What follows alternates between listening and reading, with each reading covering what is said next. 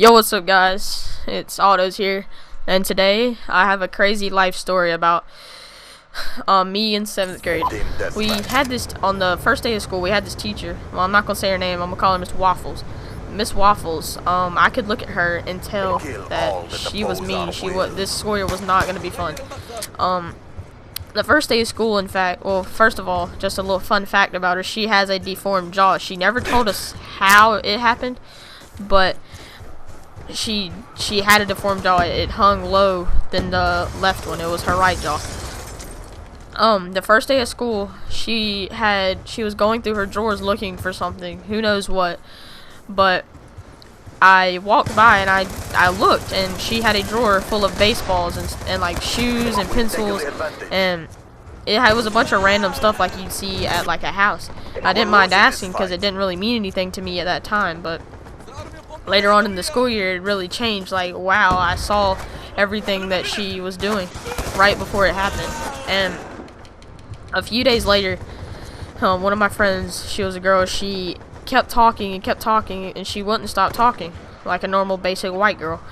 And she, like a normal teacher, they would send them to the office, or not necessarily suspend them, but give them detention.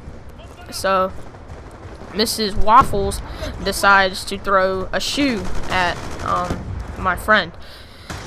And I looked over at her and I said, "That's not right. You should really go tell your parents or something.